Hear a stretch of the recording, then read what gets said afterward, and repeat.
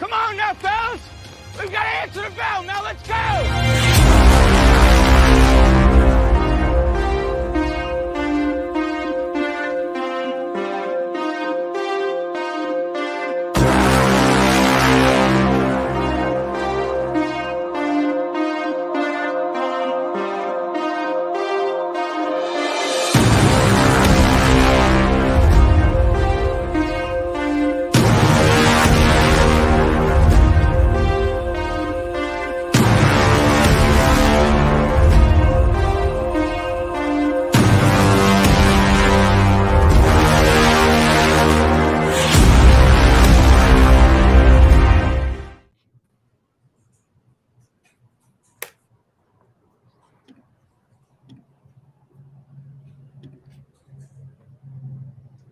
I don't hear any music, Justin, so just letting you know. But welcome into Main Street Sports Today, presented by Mid-Tennessee Bone and Joint. I'm Chris Yao, he's Maurice Patton, and we are glad to be here on what will be a fantastic Thursday edition as we are dipping back into prep sports on Prep Thursday. And Mo, we've got a great show lined up. Yeah, looking forward to it.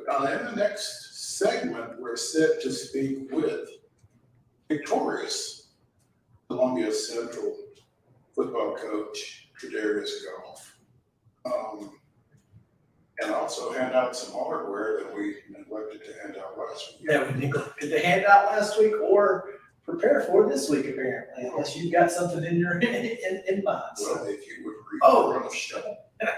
Sorry, typically that goes in bold in the past, so that's my bad. I'm just glad it's there, period. Yes. At any rate, we've got some other high school topics that we're going to want to touch on as well over the course of the show. In addition to that, we're going to be visiting with Grant McAULY of 92.9 The Game out of Atlanta, because there's a little bit of a intriguing series that starts tonight in Los Angeles between the host Dodgers and the Atlanta Braves. So we're going to get some insight from Grant McAULY on that. I'm sure we'll talk a little bit about Darius Vines and his performance last night as well. And our long national nightmare is over. College football, which kind of started Saturday, officially starts tonight, I guess. Big time, anyway. Yeah. The biggest week of the year starts tonight. Oh, yeah. I mean, this what, 1, 2. Is there a game Monday? LSU, Florida State. So Thursday, Friday, they won't play on. Is there anything on Sunday? Yes, I think there is actually. So you're talking about 5 days of college football. Yeah, I mean, Goodness. it's going to be a weekend full of college football, and I'm looking very much I forward may to not it. get anything done this weekend. My biggest issue with this weekend is,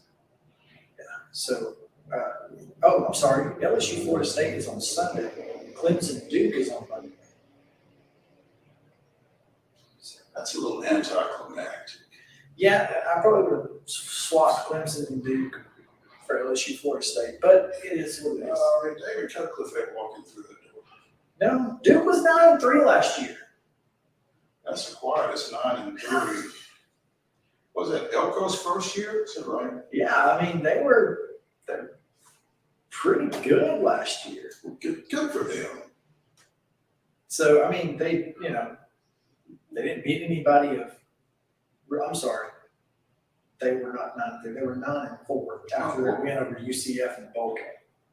Oh, so they were 8-4. 8-4 going And into they the bowl beat game. UCF. But yeah, 9-4. They won 9 bowl games. For Duke? Yeah, I mean, No, that's awesome. yeah, you'll take that. No. So, anyway. I guarantee you nobody in Durham is complaining about 9-4. No. I tell you what, though, last year, and this is completely off the rails, so let's just go through it. Yeah. Last year's schedule would have been a great basketball schedule. Kansas, Virginia, North Carolina, I mean, Pitt, they've been great basketball games, right? So, anyway. Oh, man. Matter of fact, they lost all 3 of those games. Well, you remember Kansas got off to that. Yeah, before their quarterback got hurt. Perfect, that fantastic start, yes. Anyway, we do have a good show. We'll get into some college football a little bit later. Looking forward to it. Got a couple of big one crazy announcement that we're going to get into, uniform watch, but also Florida's chances just shot up. So we'll see how Cam Rising's absence will affect Utah tonight. We're going to pick some games at the end of the We show. are going to pick some high school games at the end of the show. We may pick some college games during that college segment just for the fun of it. But yeah, looking forward to it. It's going to be a great show. We're going to get you yesterday's results and today's schedule on the rundown. This is the Rundown. In Wednesday's volleyball action, it was Riverdale defeating Stewart's Creek 3-1. Soccer on the girls' side, Rossview defeated West Creek 3-1. Not a good day to be a Creek. Apparently, It was awful dry there yesterday. there was a drought. Yes. Major League Baseball action on Wednesday. The Rays defeated the Marlins 3-0. It was Houston 7, Boston 4. Cincinnati with a 4-1 win over San Francisco. The Cubs edged the Brewers 3-2. It was St. Louis 5, San Diego 4. And, as we mentioned, Darius Vines getting a quality start as the Atlanta Braves defeat the Colorado Rockies 7-3, completing a 3-game sweep at Coors Field and giving Vines his first Major League victory. Soccer action down on South Beach. The Nashville Soccer Club. No one ever scores in soccer. I've never heard that, but that's awesome. The Nashville Soccer Club and Inter Miami FC played to a scoreless draw. I think that came from Family Guy. I'm not entirely sure. Or maybe it could have also been South Park. Justin, do you know? Justin would know. I felt Justin probably would know. Say again. What the no one ever scores in soccer? Is that from South Park or Family Guy? Oh, I'm not sure. I think it's Family Guy. I think so. It's from Family Guy. There you go. Football action tonight. If you are so inclined to get to a high school game, some folks in this room are. Antioch is at Cane Ridge to take on the Ravens. All these games at 7 o'clock, by the way. Ezel Harding will be at Glencliff as the Colts try to extend their winning ways. It's exciting. Yeah. Stratford's at James Lawson. Make sure you get out. That'll be a good one. East Nashville will be at Overton, but don't sit on the home side. We'll tell you about that later. Spring Hill's at Maplewood, and Nolensville is at McGavick. You can't sit on the home side. We'll talk Well, about you it. can, just not on the bleachers. They told them that they said bring your lawn chairs. chairs. Volleyball action at 5 o'clock. Zion Christian is at Franklin Classical. Also at 5, Green Hill is at Gallatin. Mount Pleasant hosts Hampshire. Warren County takes on visiting Lebanon at 5:30. Davidson Academy is at Ezel Harding. Nashville Christian goes to Friendship Christian. James Lawson is at Hunters Lane.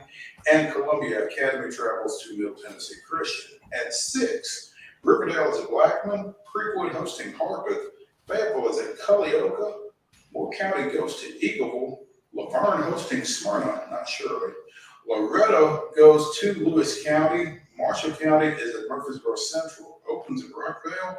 Collinwood's at Summertown.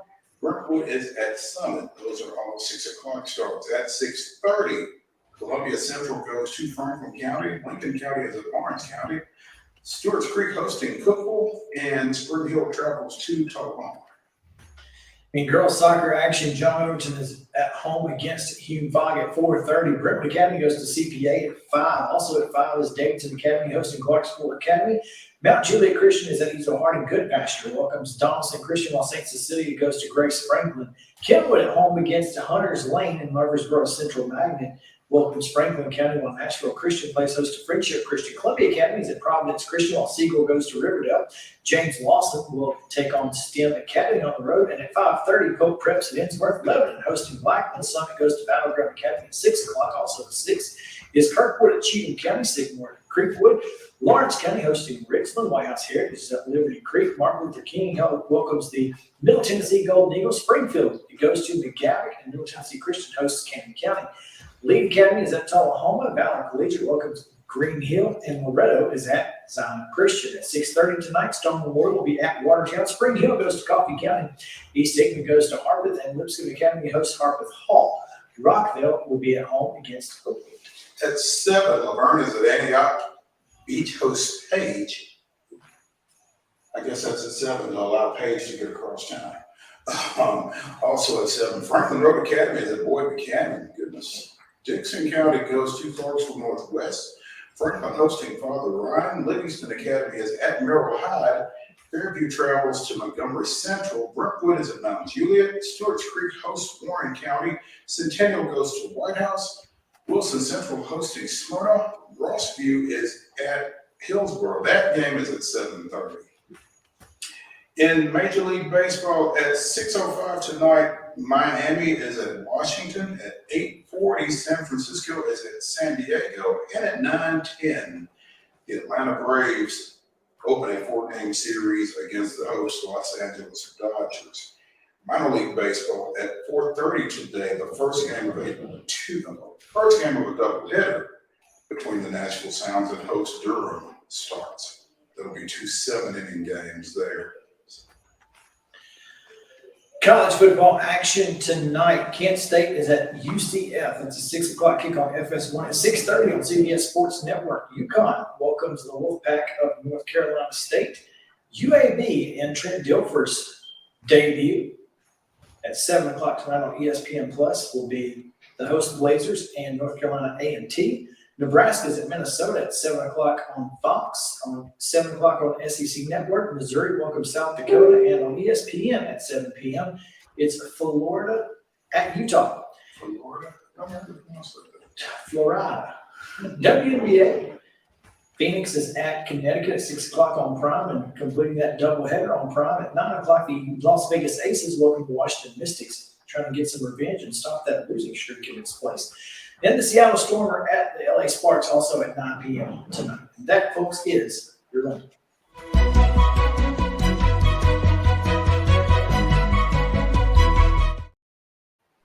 Top Stories brought to you by our friends at Piggly Wiggly. Make sure to go see the folks in Neely's Mill Shopping Center here in Columbia. If you are looking for great meat and vegetables on the fresh daily, you can get a meat and two for a very low price. And you can also get hand-cut meats. They're fresh each and every day. And, of course, the produce is always fresh. So make sure you go see the fine folks at Piggly Wiggly and Neely's Mill Shopping Center to get any of your grocery needs. Top story today, Nebraska volleyball set a world record last night for attendance in a women's sporting event with 92,003 fans. And those three are imported. 92,003. Again, I hate it when we're told that something sets a record and we don't know what the previous record was. But You talking about the world record for? attendance at a women's sporting event. Okay, So so it was. the previous attendance was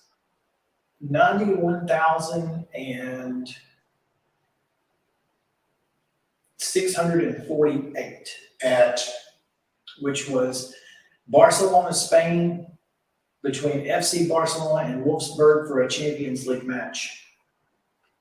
women's. Mhm. I didn't realize there was I didn't women's championship league. The previous record for a women's sporting event was the Women's World Cup final between USA and China in 1999 at the Rose Bowl, 90,185, which was, of course, Wait a minute, stuff. just What was the 91,000 event? world record. But there was also the USA record. Just in So, the United but that was States. a women's soccer game? Yes. Okay, The women's record in the United States was also a women's soccer game. It was the infamous Brandy Chastain. Okay, PK. all right. So this is a world record, it's a US record, it's It's a record. It's a record. The record. You got For a to volleyball beat it. game. You know, That's pretty amazing. And I mean, if you've had a chance to see any of the clips of Nebraska's walkout, prior to the match and the sea of red in the seats, and it's really pretty cool. here's what I want to, here's something that's important to point out. Hmm. Now, Nebraska already owns some records, and it's their sellout records. They've sold out 306 consecutive volleyball matches. Indoors, I guess. Right? 305 indoors. This one counts. Yeah. What if the streak had ended because they sold 92,001 tickets? That was a gamble. The streak could have stopped. With more than 90,000 fans in the facility. How about that was a gamble. The life is a gamble. Game we gotta play. You got an ace in the hole, and they had one. They also, of course, have sold out 389 consecutive football games. But yeah, this is and the volleyball record, by the way, was 18,755. Well, then, this is more, isn't it? Well, the good thing is they didn't take the record away from anyone,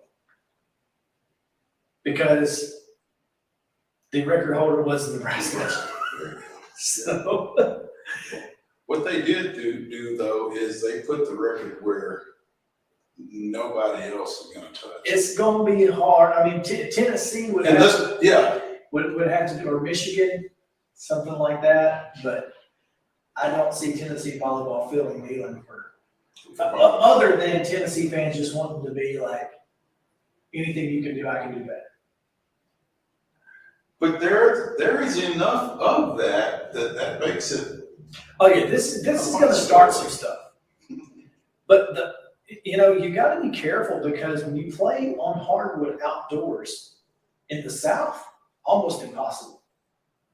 Because if the floor gets wet, you can't move, you can't slide. Oh, and that would be awful to do something like that and wind up getting somebody hurt. I want to say it was 2 weeks ago, there was a basketball tournament in Atlanta held outdoors on hardwood, and it was bad. Mm. So you probably would have to do it in I don't even know if it can be done in the South. That could be. I hadn't really thought about that. That makes sense.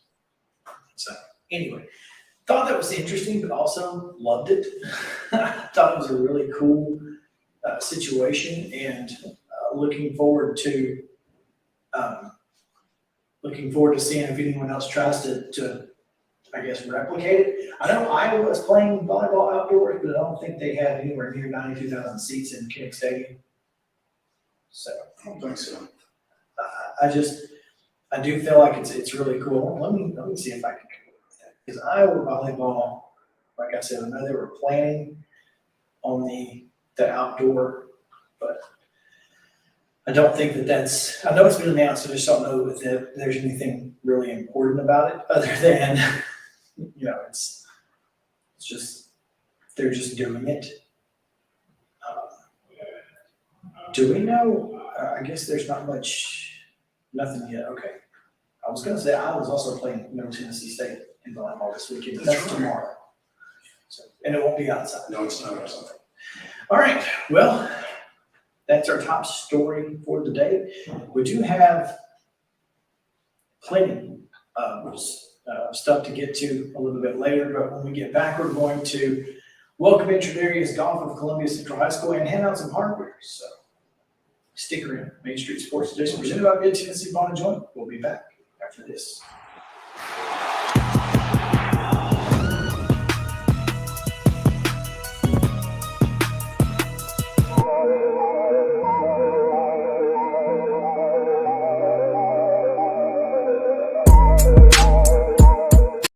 Mid-Tennessee Bone and Joint treats your orthopedic injuries and existing conditions. Our trained physicians will get you back in the game faster. Contact us at 931-381-2663 or www.mtbj.net.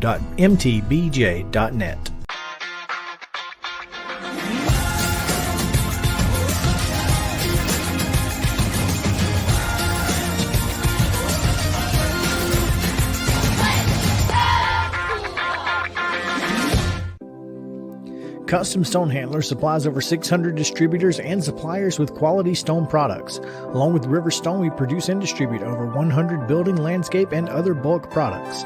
Our goal is to provide quality products, service, and partnerships to ensure our customers' success. We firmly believe that the measure of any person or company is how they treat other people and customers. Give them a call at 931-490-4990 or visit CustomStonehandlers.com. With Lee Company technology, the best handymen are hands-off. Lee Company techs have been using visual findings and other smart technology tools for years to add transparency and virtually take customers along. You see what we see, whether we're in a crawl space or on a roof. With Lee Company, technology helps us help you, no matter what's happening in the world or at your house. You can't see the sights without the sounds. From the crack of the bat to the roar of the crowd and everything in between, discover what Hit City has to offer. Spend your nights cheering on the Nashville Sounds at First Horizon Park with giveaways, fireworks shows, theme weekends, and more. Single game tickets are on sale now. Visit NashvilleSounds.com to claim your seat today. Piggly Wiggly, located in Neely's Mill Shopping Center, is Columbia's locally owned and operated Cost Plus 10 grocery store dedicated to serving the community with low prices and smiling faces. Piggly Wiggly offers fresh, hand-cut meats daily as well as daily hot plate lunches from their deli counter. You're certain to see smiling faces and a helping hand when you're here at Piggly Wiggly. Come by and check out our fresh produce, high-quality meats, and more. Down home, down the street, we'll see you at the Pig. Mid-Tennessee Bone and Joint has been the official sports medicine provider for Murray County Schools for more than 40 years. We specialize in orthopedic service, and our Ortho Quick Walk-In Clinic lets you bypass the ER. Visit us online at www.mtbj.net.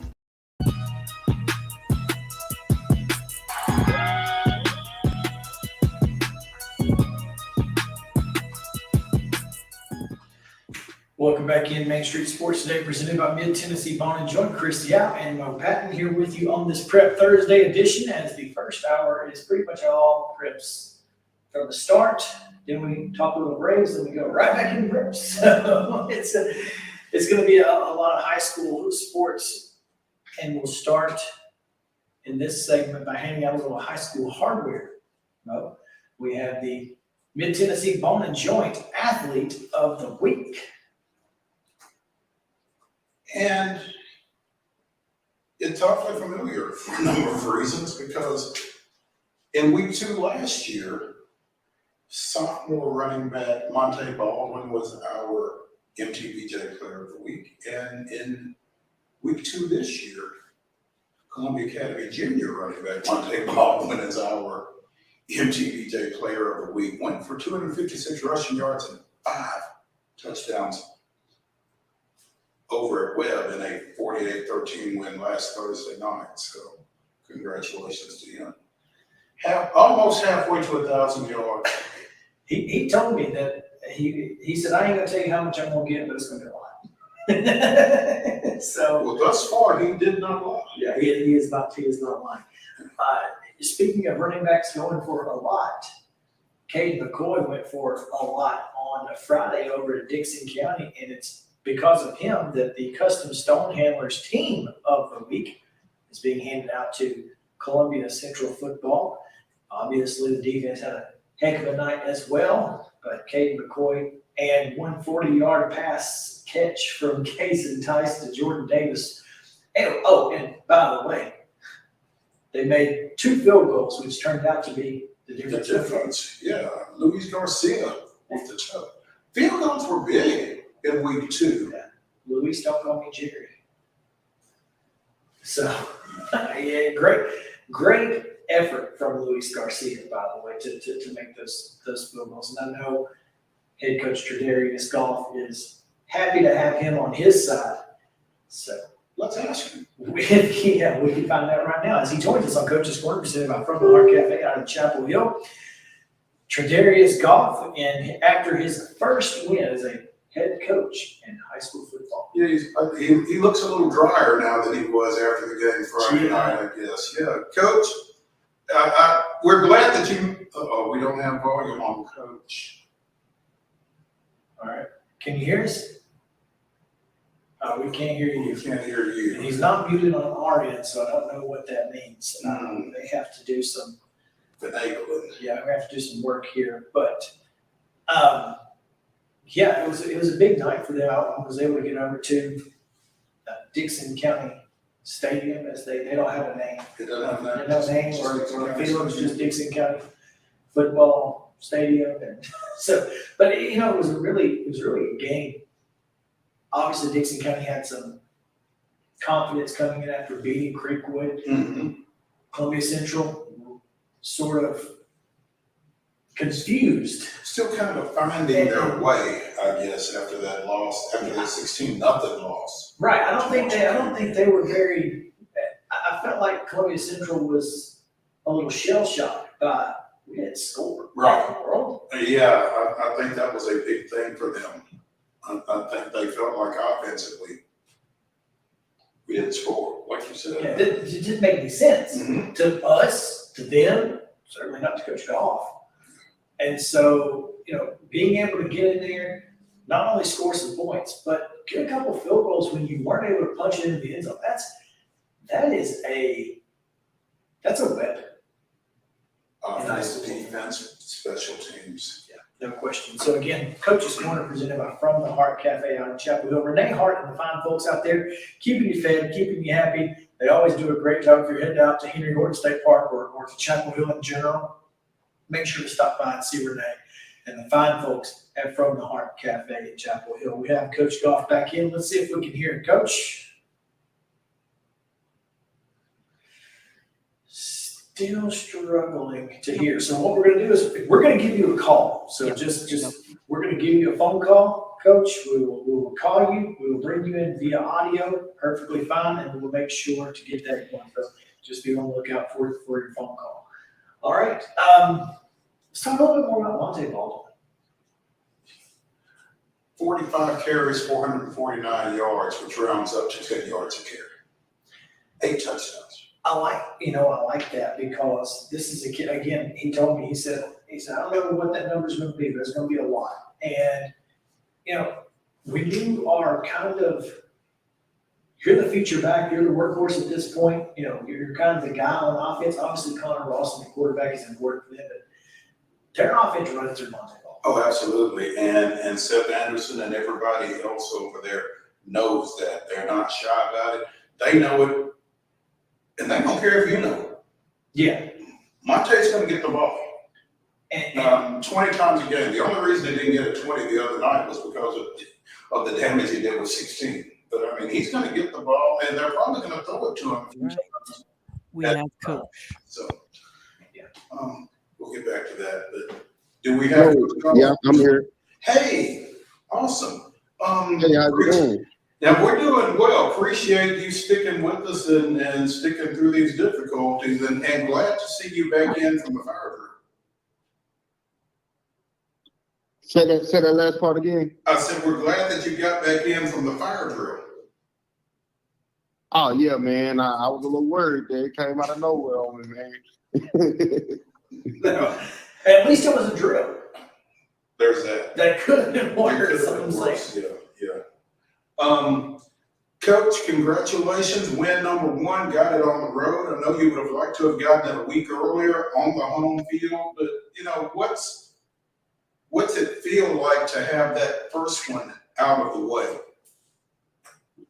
Oh, man, I think I told somebody it felt like the weight of the world was off my shoulders, man. Just getting that first win under my belt. We wanted to secure the win our first week, but we wasn't fortunate enough to get it done. We went back to the drawing board and focused in practice the next week and was able to finish with a W. So that was good, man. And I owe it to the kids and the coaches that have been putting in a lot of work during the summer, the spring, to get us ready for this point. Coming off of that win, going through practice this week, obviously you got your walk through today before you take on Hunters Lane at Lindsey Nelson Stadium tomorrow night. But how did practice look different this week coming off of that win, or did it? For me, to me, I go in there every week preparing the same. You know, I don't think that you take anybody lightly or overlook anybody. I think, you know, we watch film on certain days, we lift on certain days. And our format during the week of practice is usually the same throughout the week. Up until Thursday, we do, like you said, more of a walkthrough day. So we'll swap it up then, but our preparation is usually the same. And the deeper we get in the season, you know, I expect it to be more focused and more intense, man. You know, just because once you get the winning, people start to get buy-in. So that's what I look forward to seeing, man. Coach, I had a chance to get out there, and I was out there for that game, and we talked afterwards, and you know, it really is, you know, important for you guys as a unit to get more out of your passing game to maybe open up the running game for Caden McCoy and some of the other guys that you were able to give the ball to. You know, talk a little bit about how important, you know, one pass, one reception is not great, but it went for a touchdown. So I guess efficiency is important. But how important is it for you guys to be able to hit some of those to open that up? Man, it's very important. You know, I talked with Tice earlier this week, and we just sat down and had a talk man to man. You know, I told him, you know, the team only gonna go as far as the quarterback take us. So that was big for him to know. And I'll give him give him a little leeway. Some of the balls that he threw Friday, I think, were catchable balls for some of the guys. We didn't hold on to them. We dropped some of them. I think 2 of them would have ended up being a touchdown. And that goes to show, you know, it's not all on him. Sure. I think we could do a better job of you know, guys getting open in their routes and things like that as well. But the passing game would definitely take a relief off of Caden McCoy. It wouldn't allow teams to just put 9 or 8 in the box and load it up on us and go from there. So that's going to play a big part in our success moving forward. And I talked to the coaches. You know, I said I don't want that to come back and bite us. You know, I think it bit us in the butt the first week of the season. You know, when I went back and watched film, you know, guys were open. We just didn't make the right plays at times. So that's what we've been working on that and trying to get that fixed. And Coach, I would imagine when you've got the receivers that you've got, not just Jordan Davis, but also Justice Haggard and Jamar Morris and some of the other guys that you've got out there on the edge, it makes it a little more frustrating when you can't hit on some balls in the air. Yeah, we have some good guys, you know, who can, when they get the ball in their hand, they can make a play. And that's kind of some of the stuff I've been stressing to the QBs overall. You know, we're not a one-person team, one-man team. One man don't make us go. You know, these guys are out here for a reason. We trust them as coaches to make plays. So when they open, let's give them the opportunity to make a play. And for them, I expect them to catch the ball and hold on to it and get upfield with it. Columbia Central first-year football coach TRADARIUS Goff joining us here on Coach's Corner, presented by From the Heart Cafe over in Chapel Hill. Coach, as Chris mentioned, 27-21, the win over at Dixon County, which included a couple of field goals from Luis Garcia. Talk about the confidence that you've got in him to send him in situations like that and basically put through 2 field goals that were the difference in a 6-point win for you.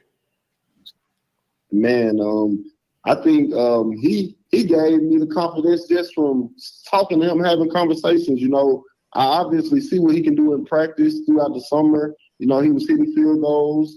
The first week against Marshall, I think we had opportunity to get him in, and I chose to go for it on 4th, and I think it was about 15, and we missed on it. Throughout the school week, that next week, he would walk by my classroom. I was like, hey, man, would you have hit that field goal? And he told me anything from 40 in, I'm good, coach.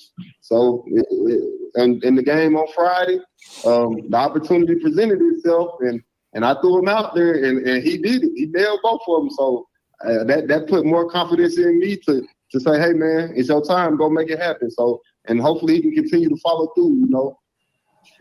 And coach, at this level, from 40 in, I mean, that's a weapon, right?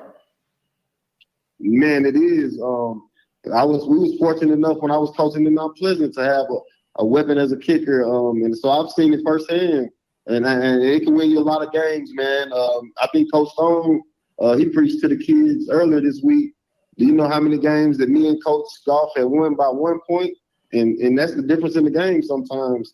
Having a field goal kicker who can put the ball through the uprights and get you some points on the board when the offense wasn't able to get in and still give you a little momentum to carry over to the next drive. Coach, this is the last non-region game you have before region play starts. You've had basically 2 practice games. You get another one. I know that you want to win them, but these are just to tune you up for what really matters, and that is region play with Shelbyville and Lawrence County, Tullahoma, Spring Hill, Franklin County, and Lincoln County.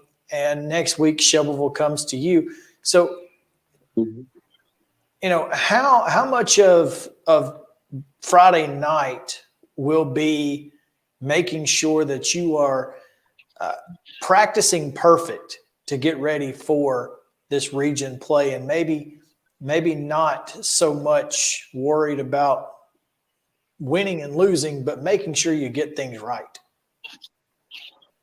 Well, for me, man, anytime I'm on that field, it's about winning for me. That's just how I was brought up, and that's just how I was coached throughout my life, you know. So we will take the approach to win the game for sure, and seeing the guys execute and us not do things to shoot ourselves in the foot and cause ourselves harm would be a great thing to see this week, rolling into region play starting next week. I think we did a great job from week 1 to week 2 on cutting down our penalties as far as that was self-inflicted, as far as delay of games, holding in the red zone, going in the score, and things like that. So if we can clean it up even more, that would be great to see. And just execution, you know, when it's time to make a play, make a play. And that's what it's about for me. Coach, what's the significance of getting an extra home game? This was supposed to be Hunter's Lane's game. They had some issues with their artificial turf installation, and so they're coming to you all tomorrow night instead. Playing one more time in front of your fans, is that any big deal this time of year? For me, it's always a big deal when we get to step in front of the fans of Mary County. You know, when I played here, they was always a big supporter of mine. When we opened up against Marshall, they came out and supported us as well. So anytime we get to get out in front of the fans and get out and play and show them how hard we work and move the needle for the program, it's big. You know, like sports is a big part of this community. So I like I said, I think anytime we're able to get out there in that stadium and play, it's always a big deal. Well, we're looking forward to it tomorrow night at Lindsey Nelson Stadium here at Murray County Park. Unfortunately, another year of having to deal with the fair, but it is what it is. They tried to schedule all on the road for the fair, but couldn't get around it. So, yeah, it should be interesting. Parking is not going to be fun. Yeah, get there early and good luck. Make carpool. You know, carpool may be the best option, but we are looking forward to another great game at Lindsey Nelson Stadium at Murray County Park. And Coach TRADARIUS Goff here with us on Coach's Corner. Thanks for taking some time with us. We look forward to it and looking forward to talking to you again soon. Okay, thank you. I appreciate you all for having us. Thanks, Coach. TRADARIUS Goff. I did not realize this. Yeah, it's a fair weekend. And they did all they could do. They scheduled a road game. Yeah, because last year it was not easy. It was a logistical nightmare for if nobody else, the sheriff's department. who has to deal with all of the parking situation. Yeah. So make sure that you are getting out. We will have to advise intern 2. He knows where to park. He knows where to go. Okay, so he's got he's got the intel. Okay. So all right, cool. We'll give him, make sure we remind him. Remind him. Yep. TRADARIUS Goff, the MVP on both offense and defense of the 2010 state championship team for Class Columbia 5A. Central in Class 5A. Yes. So, yeah. Always good to have Trey D on and talk a little Columbia Always Central. good to talk to him, man. He's so upbeat. He is. He will make your day better. There's no question. Yeah. All right, we're going to take a break. When we come back, we've got a hodgepodge of topics to get into. This will be a rapid fire topic situation, but we're not really reacting. But Grant McAULY at the top of the hour, all of that and much more coming your way here on Main Street Sports Today, presented by Mid-Tennessee Bone and Joint. Stick around.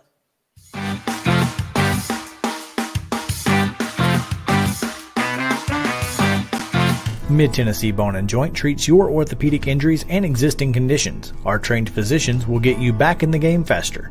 Contact us at 931-381-2663 or www.mtbj.net. With Lee Company technology, the best handymen are hands-off.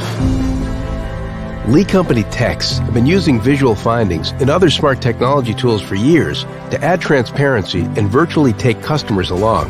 You see what we see, whether we're in a crawl space or on a roof. With Lee Company, technology helps us help you, no matter what's happening in the world or at your house. Jones & Lang Sporting Goods here in Columbia has been outfitting teams, officials, and anybody else from T-ball to college for 50-plus years. Be sure and check them out at 931-388-8060 or online at jonesandlang.com. Jones & Lang Sporting Goods, the look of a winner. Zion Christian Academy, zioneagles.org or 931-388-5731. You can schedule your appointment. Go tour their campus. It is beautiful over there, and you're definitely going to want to see it. Again, it's zioneagles.org. Give them a call, 931-388-5731, and schedule your tour today. Did you know that up to 80% of us will experience back or neck pain during our lifetime? Many of you are offered surgery or addictive pain pills to relieve your chronic pain. At the Dr. Gill's Center for Back, Neck, Chronic Pain Relief, we have been leading the way to better health, naturally, and have helped tens of thousands of people right here in Middle Tennessee for the past 30 years. I came to Dr. Gill about 10 years ago after my local doctors recommended surgery. I knew about Dr. Gill and wanted to see if he could help me. 10 years later, I am pain-free, no surgery, and no pain pills. Surgery is scary, and over 40% of all back surgeries fail, creating a cycle of surgery and pills. There is a safer solution to your chronic pain. Make the call to the Dr. Gill Center for Back, Neck, Chronic Pain Relief today and get your life back. This office visit is normally $299, but call today and receive your initial consultation, report of finding for just $49. But hurry, this offer won't last long. Call 615-768-8743. That's 615-768-8743.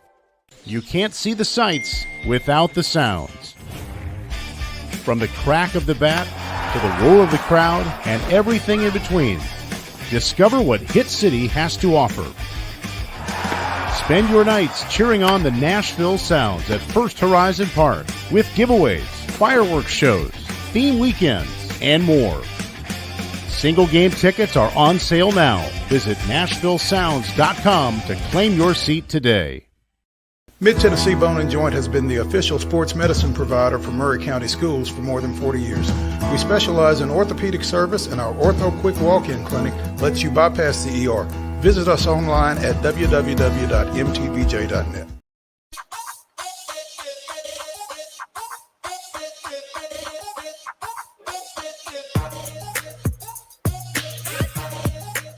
Welcome back in Main Street Sports Day, presented by Mid-Tennessee Bone and Joint. Chris Yao, Mo Patton here on this Prep Thursday. We've got some topics to dive into here real quick. First, on the front page of Sports in Main Street Murray this week is a story about local legend Bernard Childress, as he is being honored later this year. Yeah, the Columbia Peace and Justice Initiative here in Columbia is honoring Bernard Childress, the Columbia Central Hall of Famer. And the Belmont University Hall of Famer and former executive director of the TSSAA. He will be the second recipient of that organization's Legacy Award, following former Columbia Vice Mayor Krista Martin. So he's in some pretty good company. Yeah. As is she. Actually. Absolutely. Yeah. Absolutely. So congrats. So yeah, that will take place during our November 1st luncheon at the Memorial Building right across the street here. So you if could you probably see if I had the camera wide enough. So for more information on tickets on that, I'm told that it's a ticketed event and they will go fast. Tickets, understandably please. so. Yeah. You can go to the story on the website at mainstreetmurray.com to get the email for ticket information on that event. But yeah, you know, any honor that Bernard Childress gets is well deserved, just because he's just such a good dude. Yeah, he absolutely is. Congrats to Bernard, and well deserved. More Bleacher Report. Yeah, where's Blaine Keller when you need him? Have Blaine today, but John Overton High School tweeted out yesterday, last night at 8:05 at Overton MNPS. Please be aware that the home bleachers at our football stadium will be closed for the foreseeable future. This includes tomorrow night's game, which is now tonight's game, versus East Nashville. The away bleachers will be open. Fans are encouraged to bring their own lawn chairs to the game tomorrow night, which is tonight. So, take your lawn chairs. Yeah, you know, I'm interested in this mainly because are their home bleachers not metal? I believe their home bleachers are aluminum bleachers set on concrete. Yep, I was trying to look at it on Google Maps, and that is exactly what it is. Yeah, it's been a while since I've been over there, but that's exactly what it is. So it's aluminum on concrete. That's why it looks like aluminum from the road. As you are driving on 65, you don't see the concrete. Well, you don't get a very good look if you're driving on 65 because you don't get long to look at it. No, but you can see it. I mean, it's there. I love the backing on the bleachers. That's a great something market. they did about 4 or 5 years ago, and it's one of those things that it's like, what took them so long? Yep, that's a great market. It's great. It's fantastic branding there. So yeah, so take your lawn chair if you're headed out to Overton. It's gonna be an interesting situation. Especially considering it's a Metro game. Yeah, against East Nashville. You know, 2-time state finalists in Class 3A. So they should have a pretty good crowd. Get there early. Mm-hmm. That is the way to do it. And get your lawn chairs set up.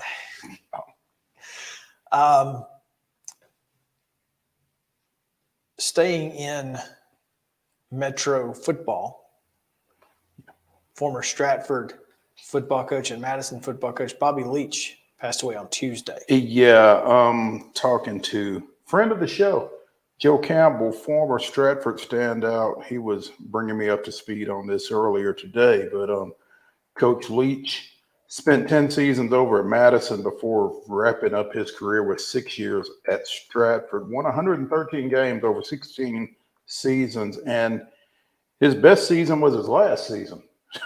Went 12-2 in 1991 and took the Spartans to the Class AAA state semis. So, yeah, had been in failing health in his life and passed away Tuesday. So just wanted to send our condolences out to, the former Madison High School community, the Stratford High School community, and his friends and family. It's always tough when you hear this kind of thing. So I think there is a service scheduled for this weekend. I don't know if it's Saturday or Sunday. So, be sure and keep an eye out on your social media platforms and that kind of thing for that. Finally, high school news here. TSSAA and Rutherford County have agreed to a 2-year extension on spring fling. 2 years? 2 years through 2025. So 24 and 25. So this year was the last year of apparently the a contract year. So 24 and 25 is as far as the next 2 years. That's all right that they only went 2 years out to me. Yeah, kind of like. And I don't know.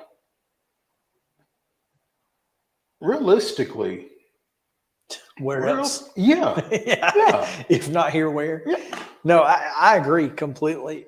You know, it was funny because I was thinking about this the other day. I was like, what if Murray County tried to do it? And obviously they don't have a track. That is the number one issue, is that there's not a track. But there's also not a lot of soccer fields. I think you could do soccer at Ridley, probably. Oh, you probably could. You could do soccer at Ridley. You could probably do softball at Ridley. Heck, you could do softball better at Ridley, to be honest. The championship games would definitely be better. But not having a track is huge. Yeah, and the Dean A. Hayes facility is just phenomenal. And, you know, tennis. But soon tennis will be way better here in the next 3 years. But here's the thing about that. Getting from Columbia to Spring Hill, which is part of the draw of having it all in Murfreesboro, is being able to get to it all. 31 is bad enough under normal circumstances. Add spring fling traffic to it for folks trying to get from tennis to everything else. Trust me, I do it. Let me tell you how hard it is to get from tennis to softball. And when I tell you it is difficult, it is difficult. And it's shorter. It's a shorter distance, but it is very hard. Well, Memorial is awful. The problem with Ridley is there's no easy way to get in there. You got to get on Trotwood somewhere. Mm-hmm. And there's not a back entrance from 43. Yeah, the fact that there's only one entrance into Ridley is on Trotwood. That's the big issue there. But soon there will be, as they are building they're building a huge subdivision right there next to Ridley Park, and they will actually have an entrance from the subdivision? 43. Which I'm sure the subdivision is going to love all that traffic coming through there to Ridley Park. Well, I think it's kind of in between the two. Mm-hmm. So it's the big entrance. So you're talking about, this is completely not ever going to happen, but I think they could do softball better. I think they could do tennis better. But they couldn't do track at all. They couldn't do track at all. So track is just SOL. And then baseball. You have plenty of high schools with great facilities. Baseball kind of spread out, though. Well, I mean, Siegel, Oakland, Riverdale. Well, I mean, you got CA, you got Central, you got Spring Hill. Those three would be maybe Zion, but they're not even a member. So that gets iffy. Yeah, that does get iffy. And then so baseball. And then where do you play the championship? Battle Creek will be open by then, by the way. Baseball gets iffy. Track is non-existent. Maybe Battle Creek builds a track. But soccer, softball are workable, and tennis, once the USTA facility gets, that was just me thinking out loud. I was like, I wonder what would happen if. Here's the thing. There was an option. Who puts that bid together? Yeah, Murray County Visitors Bureau, maybe. That's who does this, is the Rutherford County Convention and Visitors Bureau. Is there a Murray County entity? Mm-hmm. They're right across the street. But you would have to get all three cities pretty much involved. Instead of just one. And you would have to get all of their parks departments and CA and a lot of moving parts. There would be. And this is what proves why Murfreesboro is the best place. Yeah. I mean, is Chattanooga workable? Probably. It worked for years. But it's not central. It's not a central location. No, it's Chattanooga is not a central location, but I mean, you had all of the necessary facilities to do it, and they were in relative proximity to each other. Sure. Other than the central location of Murfreesboro, I'm still not sure I know why they left Chattanooga, other than location. Yeah, and I think that had a lot to do with it. But yeah, it just 2 years, which I mean, I think Clarksville has shown interest in it in the past. I'm not familiar enough with the different facilities in Clarksville to gauge how well they got plenty of high schools. Got plenty of high schools. I don't know whether their fields are in the shape that Siegel and others are. I don't know. That's really good. Clarksville would not be a bad option. I mean, for us it would be worse, but it would. But again, location. Well, it's still mid-state. It's just north instead of south. Yeah. It's about the same, really, just a little bit west. Yeah, maybe Memphis folks would like that better. Memphis folks would probably like that better. I don't know. Anyway, this just goes to prove why it works where it is. Yeah. So I just thought that was an interesting concept. But well, again, I'm interested that it's only a 2-year extension. Yes, I think that is. Why is it only a 2-year worth extension? mentioning for sure. Real quick, some college football news, but first, a little congratulations is in order. Oh, absolutely. Friend of the show, recent guest, King Ram, Kevin Ingram, set to be inducted into the Hall of Honor at his high school alma mater, Bowling Green High School, the Purples. Ingram. The what? The Purples. They have more than one purple. Big Red and the Purples. Okay. Yep. The 1989 graduate of Bowling Green High School is going into their high school Hall of Honor. Yeah, absolutely. I mean, again, it's kind of ironic that we have two folks being honored that we mentioned during this segment. But again, Kevin's just such a good guy, man. And you just like to see good people recognized for that. And yeah, I mean, he's not just a good person. He's great at what he does. And so I'm happy for him. Congrats. Cam Rising out tonight. Utah. Is it still that knee? Are they being cautious with that, or is it something else? Or Utah is 21-1 at Rice Eccles Stadium since 2019. Second best record in college football at home, tied with Oregon and Georgia. The line on that is moving. Surprise. The over-under is now 44 points. What was it? 51.5. Okay. I think I would be inclined to take the under just because I'm not overwhelmed by what we hear out of Gainesville regarding Graham Merz, excuse me, no T. I don't know. People don't seem to be terribly impressed with him. Utah -5 is the line right now. I think it's Utah? At Utah. Yeah. I don't know, man. I think this is going to be something. Bryson Barnes will be the quarterback tonight, and Barnes is the guy who came in that 2021 Rose Bowl against Ohio State to throw that game-tying touchdown with less than 2 minutes to go. Led a great drive. Obviously they didn't win that game, but won his only career start. Impressive. At Washington State last year, as I'm looking at ESPN.com's report on this situation. So anyway, I just, I'm not sure. I'm not sure what to think about tonight, but it's going to be fun to watch. There's no question there. And before we get out of here, Justin, do you have the uniforms? That's what I want to know. Do you have the uniforms? Because we need to see them. Give me 1 second. I got you. All right. So Houston, University of Houston. Houston does not have a problem.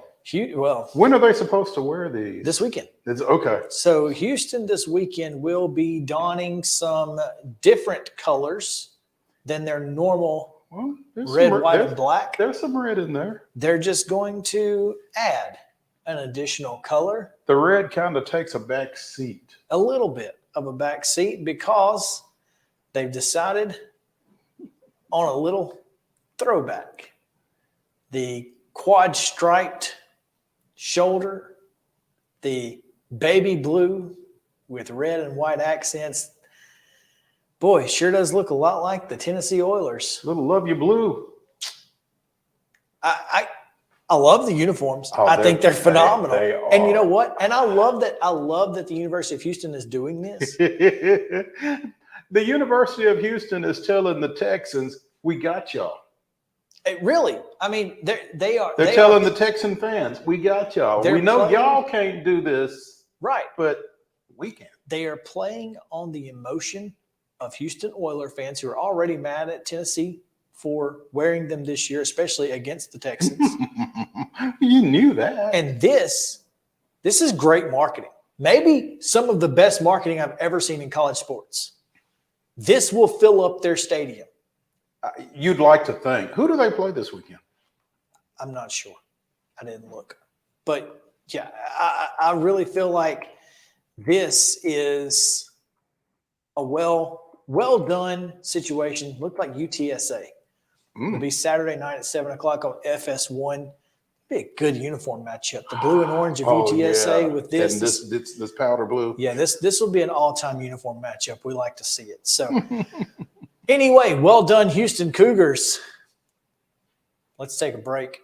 When we come back, Grant McAULY joins us for Braves Chatter, and we'll get you this day in Braves history as well right after this on Main Street Sports Today, presented by Mid-Tennessee Bone and Joint. Stick around.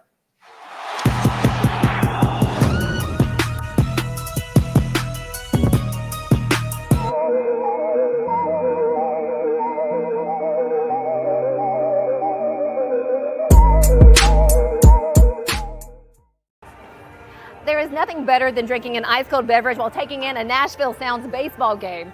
Hi, I'm Stephanie Miller with Mornings on Main Street. The Nashville Sounds and Main Street Media Television have teamed up to promote Sunday Family Fun Day here at First Horizon Park each Sunday home game. Just go to your favorite Main Street Media website and click on Sounds Main Street Media Day banner to register to win free tickets. And then we'll see you here at the ballpark. Tired of hanging lights every year? We get it. That's why Southern Nights is here to help.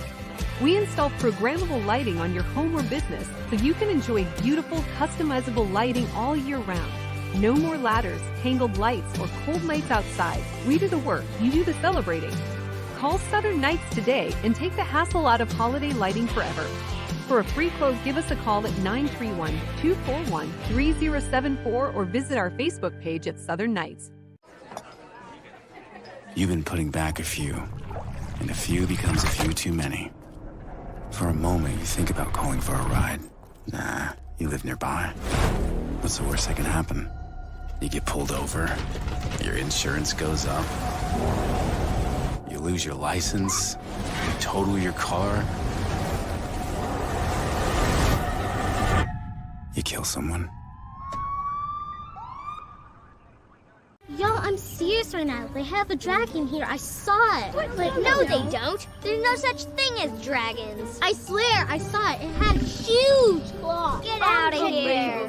It had eyes as big as the moon. Come on, I'll show you. Wait up.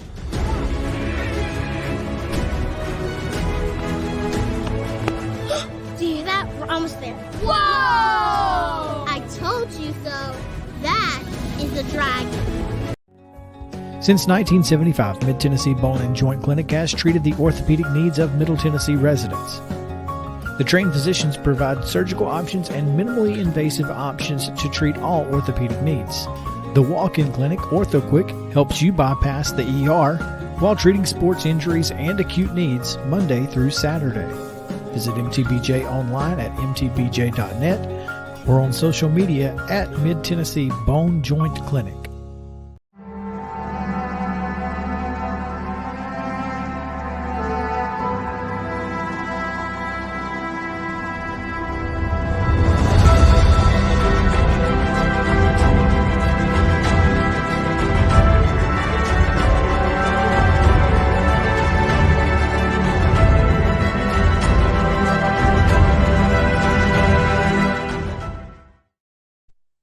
August 31st, 1969. Coincidence? We don't think so. Clete Boyer stepped into the batter's box in the fourth inning of the Braves contest against the visiting Cubs in the throes of a 1-for-17 slump. He was met by the famously well-endowed Morgana, the famous kissing bandit who ran onto the field and kissed him. Duly motivated, Boyer immediately ripped an RBI single to spark an 8-for-15 tear. Unfortunately, Boyer's 3-for-4 effort couldn't prevent an 8-4 Cubs victory. That was this day in Braves history. You know, if we can't get a Braves win, at least we got Morgana. At least we got Morgana. One of the more famous photos, clips in Braves history. Gotta love that. Well, it is time for Braves Chatter, and joining us on Braves Chatter, we have from 92.9 The Game, Grant McAULY joining us. Grant, how are you? Doing well, guys. Thanks for having me. Thank you for joining us, man. Go ahead. I'm curious if, because I missed yesterday, if you opened any foil packs. Yesterday, I opened a 1992 Fleer pack, and I did get a Roger Clemens, but I did not get an autograph. So somewhere out there in the thousands upon thousands, if not millions of packs that were produced, somebody's getting my autograph. I just don't know when.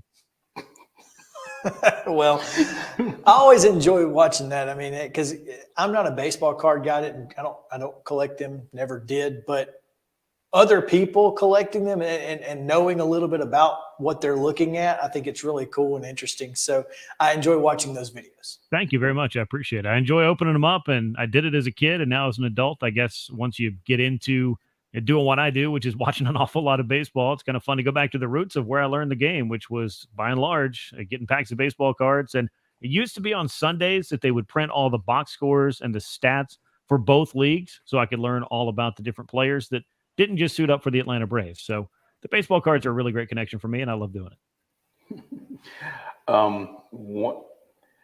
The cards have gotten more expensive since you were a kid. They continue to get more and more expensive, and I'm not sure that the markets accurately reflect the value of the cards. But, what are you going to do? Yeah. Besides the opening of the packs, one of the best things Grant McAULY is doing this year is on his Twitter account. If you follow him at Grant McAULY, he keeps you up to date specifically on the Ronald Acuna Jr. 40-40 watch. And Grant, I'm hoping he gets 30 out of the way real quick tonight. Mm-hmm. Yeah, I'd love to see that. It'd be great to make that history right there against the Dodgers. We know this is going to be a tough series, and I'm sure we'll talk a little bit more about that. But we got this MVP discussion going on. Is it Ronald Acuna Jr.? Is it Mookie Betts? Is it Freddie Freeman? If Matt Olson goes on another home run tear, where does he finish? I think that's your top four in the National League. But yeah, I mean, he could make some history becoming the first member of the 30-60 club. You think about baseball being around for over 150 years, Major League Baseball, that is, pretty wild to think that nobody's ever done this. Not Ricky Henderson, not Barry Bonds, not prime Eric Davis of the 1980s, though I think he could have if he'd gotten those extra 33 games in 1987. But whatever the case, Ronald Acuna Jr. seems to be on a date with history, and he might start in a couple of more clubs if he gets this hot streak going here in September, and we'll see if it just starts tonight against Los Angeles to close out the month of August. He and Mookie may be in a club by themselves by the end of this year. They may be, yeah. But before we go heavy into this 4-game Dodger series, let's drop back a night. Darius Vines last night came up, and, for a kid making his Major League debut at Coors Field, did not seem fazed by any of it. No, not at all. I feel like if you can get 5 quality innings out of some of the guys they've been calling up with the Braves offense, you got a chance to win a baseball game. But Darius Vines went above and beyond what your middle of the road expectations might have been. He tossed 6 innings of 2-run ball, only walked 1 guy, hit 1 batter, 5 strikeouts for him. Was able to pretty much keep the Rockies lineup, which I know is not the most powerful that it's ever been, but it's a big league lineup, and stranger things have happened. And a rookie coming up and getting a little bit shaky in the 2nd or 3rd inning, or, having some struggles. We've seen that, of course, in the past, but I thought Darius Vines handled it really well. I thought he mixed his pitches extremely well. He had a 4-seam fastball. He was throwing a good cutter and a good slider. He has a changeup that he's used a lot in the minor leagues, but did not throw quite as much in his big league debut. So maybe something he's keeping in his back pocket, something he didn't want to get too dependent on, and just really able to maybe mix up the Rockies a little bit on the scouting report. But whatever the case, I thought he looked great. Yeah, we've talked on this show, Grant. Darius was the 16th different starting pitcher the Braves have employed this year. That doesn't seem indicative of a team that is 87-45. No, you would not think that the team with the best record in baseball is the one that's having the hardest time filling 5 spots in a rotation and getting some kind of consistency out of it. But really, after what Spencer Strider, Charlie Morton, and Bryce Elder have been able to give you, you finally got Max Fried back in the mix. Kyle Wright's out on a rehab assignment, but you never really got the starting 5 that you expected to have way back in spring training, even if you were just trying to find out who number 5 was going to be. So you've had to use an awful lot of starting pitchers this year, some to varying results, and clearly the heavy lifting being done by just 3 of those names. And now Fried has made 10 starts on the season, so he's coming back at, I think, an important time for him. But 16 different starters, the only other time that it had of a rebuild, and you don't see that too often when you've got a team that's in a rebuild, losing 90-something games, or a team that could win 100 or more games, having to have the same thing go on with their pitching staff. But the Braves have weathered it well, and the Braves offense is a big reason why they're able to do that. Well, and here's the thing. You have 16 guys with starting experience over the next month when, again, it's not necessary for you to worry too much about winning and losing at this point. So you may you have some guys who can fill some spots to maybe rest those starters going into the postseason. I think what we saw, particularly with Darius Vines coming up on Wednesday, was you get a chance to reset your rotation for some of the big series, like this Dodgers showdown, a 4-gamer where you want to be throwing Spencer Strider, Max Fried, Bryce Elder, and Charlie Morton, and they'll go in that order in this 4-game set. But yeah, I mean, Darius Vines may have earned himself yet another start next time around. We'll see how that all shakes out.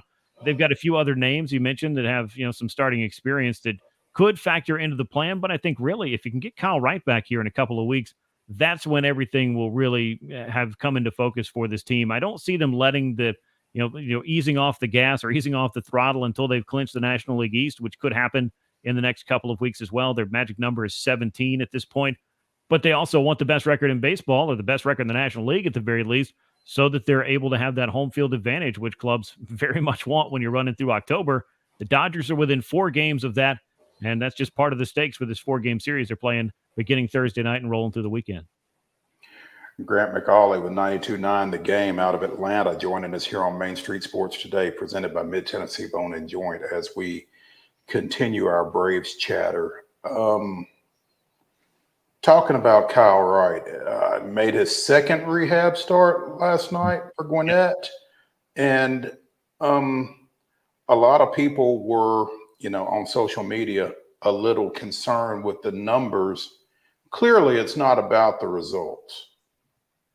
Correct. I don't know, how many times that has to be brought up on some of these rehab outings, particularly when your pitch count is going to be in the 30 to 35 range on these first couple of ones.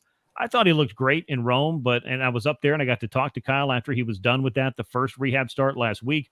For him, it's all about, testing out that shoulder, maintaining a good program, getting his pitch count up and getting those, as they call them, up downs, meaning can he add some more innings to what he's doing throughout the course of this rehab assignment? That's what they're looking to do. You can basically look at this as his spring training. As long as the velocity is good, the pitches, he's able to mix them up and he's feeling well, and wakes up the next day and has the soreness in the right places. That's what he called it. I think he's going to be pretty happy to go out there, get his work in, come back, and then just jump back in where the Braves can fit him into their rotational plan and get an idea of what, if anything, he can offer them in October, which I still think is a decent possibility just based on the fact that he had some very important innings in 2021 in relief, but he also was the only Braves starter that won a playoff game a year ago. So he's a guy that, a lot of clubs would like to have somebody like this walking back into their rotational picture in the middle of September. So we'll continue to monitor that, but I would not be too concerned about the numbers that Kyle Wright put up in Gwinnett or against Memphis on the road yesterday. I think it's just, it's all about getting your work in, and Kyle's been able to do that. Fastball touch 95. I think that's good to see, up a couple of ticks from his start in Rome. So just continuing to make progress. Check those boxes. Grant, Chris and I were talking earlier in the week about Kyle Wright and where he might fit in. If you've got the starting 4 of Fried, Strider, Morton, Elder in some order,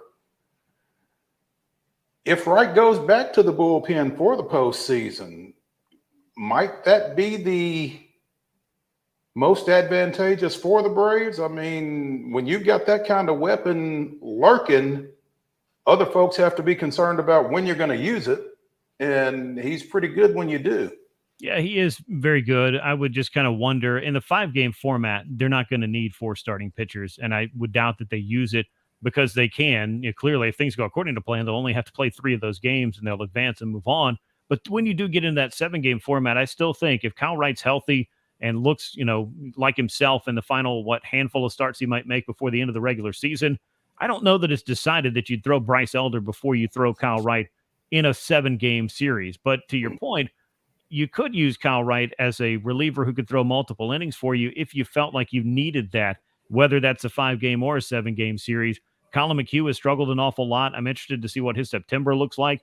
They've relied on Michael Tonkin for multiple innings quite a bit this season. But if you had Kyle Wright that you could use for, 5, 6, 7 outs or more if you needed it, because stranger things have happened to starting pitchers over the course of the postseason as well. We saw Charlie Morton break his leg. You can't really, account for the things that could happen. So having Kyle Wright just in general could be a pretty nice insurance policy, regardless of how the Braves decide they want to use him. It's interesting that because he's not the only pitcher they're getting back. I mean, you expect Dylan Lee and Jesse Chavez back as well to go in that bullpen. So as you say, Colin McHugh's September, there may not be a September for Colin McHugh. Well, there may not be in October, depending on how his September goes. But for the time being, I mean, and it's certainly possible they're going to have some interesting decisions to make. The roster does expand by 2 spots starting on September the 1st. Only one of those can be a pitcher. I expect that to be Dylan Lee. Jesse Chavez, meanwhile, I caught up with him on the homestand. He is feeling much better, still trying to get, I think, the full range of motion in his calf, he said, has been a big problem for him after discovering after the fact that he did have a microfracture in his shin. That started to just, at least with the time that it took to get that healed up, give him the assurance of knowing, okay, now at least I know what I was dealing with. Let me go out there and get back to work. So if he goes out on a rehab assignment, I would assume for Chavez, it would be 3, 4, maybe 5 appearances because it's been since the middle of June since he's pitched. So the Jesse Chavez return, I would probably earmark for mid to late September, but you can't rule him out of the Braves' plans heading into October. He was one of their most useful and effective relievers in the first half.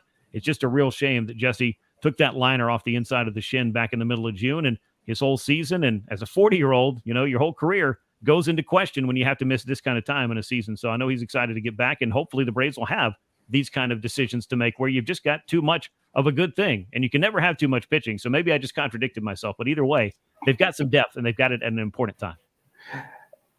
Grant, one last question before we turn our attention to these next 4 games.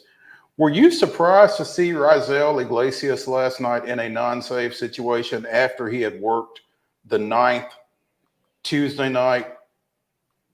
Not particularly, and I'll tell you the only reason why is, and I know this is not the best Rockies team that we've ever seen, but in Coors Field, a save situation can be 4 runs, it could be 5 runs, it could be 6 runs. We've just seen weirder things go on in that ballpark, and once Kirby Yates kind of started to get into some trouble there in the 8th inning, I think that Brian Snitker may have recognized, and this is kind of my thinking along with it, is want to make sure we close out this win in Colorado, because the last thing you want is to have a weird meltdown in the late innings and then have to travel to LA coming off that kind of downer and losing a game that you very much had in the pocket before, if something were to go wrong in the 9th. So I feel like using Iglesias there was as much of a form of function for closing out that game, and also just kind of a tip of the cap to the ballpark where a lot of weird things have happened over the years, and you just don't want to take any chances. So I think if Iglesias is down or unavailable or throws Thursday night and is maybe unavailable Friday, you weren't going to be able to throw Iglesias in all 4 games against the Dodgers regardless. So maybe this is just kind of managing. He could throw 3 in a row, then give him a day. He could throw the next 2, so that there was going to be a day where you were not going to be able to throw Iglesias in the next 4. And I think you just want to make sure you got out of Colorado with that sweep and with that win to have the momentum heading into Los Angeles. I guess there's something to be said for winning the game that's right there in front of you. So, yeah, okay. All right, I can live with that. I mean, there's a pretty good chance he's down either tonight or tomorrow, but you got the sweep. So, yeah, that's fair enough. And that ensures a 5-5 road trip no matter what. Now, obviously, getting swept by the Dodgers makes 5-5 look Pretty a lot rough. worse than the other way around. Well, but, you know. And again, when this road trip started, we had said we'd take 6-4. Of course, we didn't expect to be 5-1 to start it. So all of a sudden, I don't know that I can really stomach 6-4. Yeah. But I get greedy. But,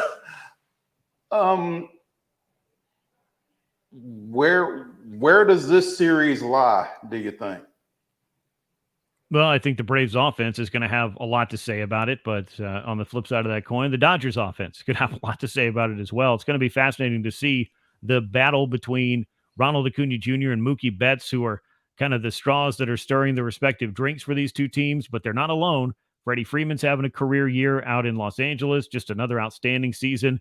But then you look down the Braves lineup, it's the deepest and the best in baseball and the most productive in baseball. And it is that way because 1 through 9, you really just don't have a place to go to try to navigate and get outs when you're dealing with the Atlanta Braves. So I think the offense, first and foremost, for the Braves is important, but it was great to see this starting staff really start to find its footing over the last 2 weeks after that really bumpy week right around and just after the trade deadline.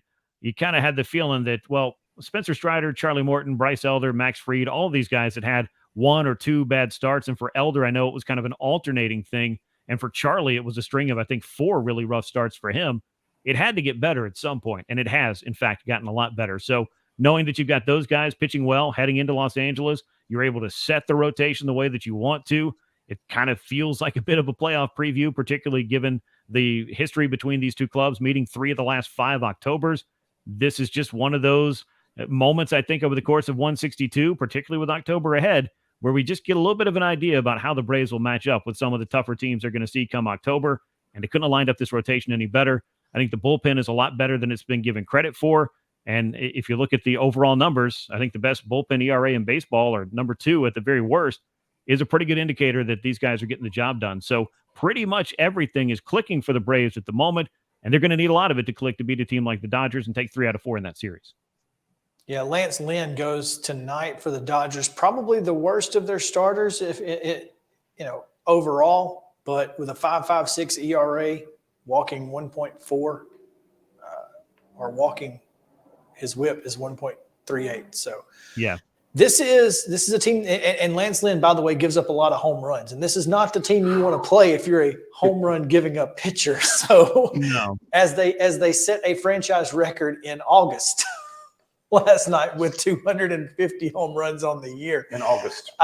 That's insane. But because you're facing Lance Lynn and you've got your Cy Young candidate on the bump for you, feels like a must-win game in this series. Yeah, I think every game is probably going to feel that way, but you love to take the opener so that just going forward, you can go ahead and erase the possibility of being swept in a series that you do not want to get swept in if you're the Braves.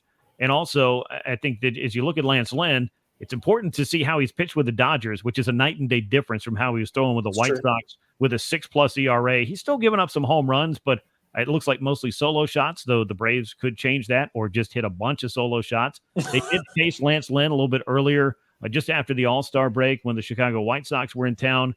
He did not have as bad a starts as some of the other guys in that rotation did, but the Braves have seen him not too long ago. Maybe that'll help him out with being familiar with what he does.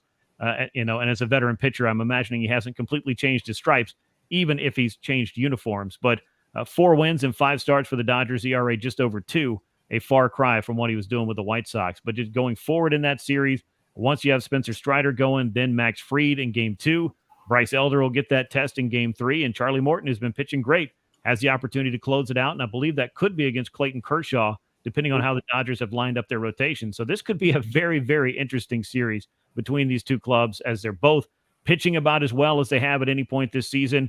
And clearly, when you look at Mookie Betts, who has a month of numbers that basically look like a slow pitch softball season, it's going to be very interesting to see what Ronald Acuna Jr. does in this head-to-head MVP showdown between these two guys. Mo, it's a lot easier to pitch when you have the Dodgers lineup versus the White Sox lineup. You don't feel near as much pressure. Oh, yeah. You don't feel like you have to throw a perfect game every time you go out, certainly. So, yeah.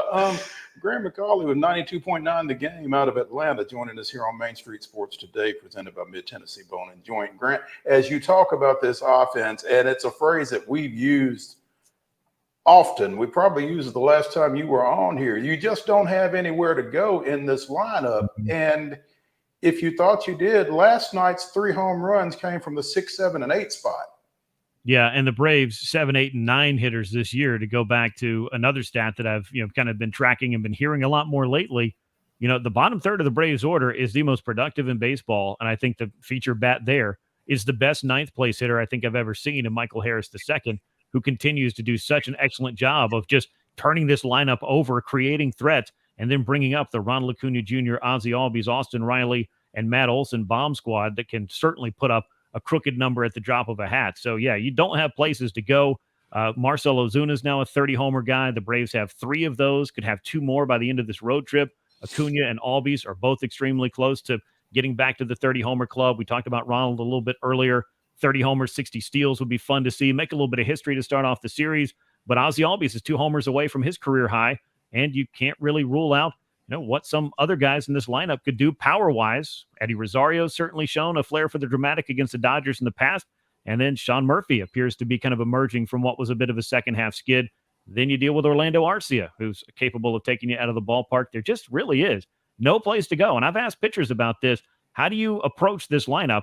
Who do you not let beat you? And the answer is, well, Ronald Acuna Jr. Within the answer is also Matt Olson. And then after that, the answer is Austin Riley, and then Ozzie Albies, and so on and so forth. And then as you try to game plan for those 4 guys, Marcell Ozuna is having an absolute career renaissance, and Eddie Rosario's hot as a firecracker. So it's very difficult to deal with this Braves lineup. And you don't even get a break when Sean Murphy comes out of the lineup, because Travis Donar can hurt you as well. Yeah, I mean, and Travis has been, even with limited playing time this year, he dealt with a concussion earlier, and obviously not starting as much as he was a season ago. He'll grind out these 10, 12, 14 pitch at bats in the series against the Giants, capable of taking you out of the yard. The extra base hits are there. He needs 1 more homer to become, I believe, the 10th different Brave to reach double-digit homers. Kevin Pillar gets an odd start, and he can take you out of the ballpark and make a great play in left field. I mean, the Braves are just a very well-constructed offense.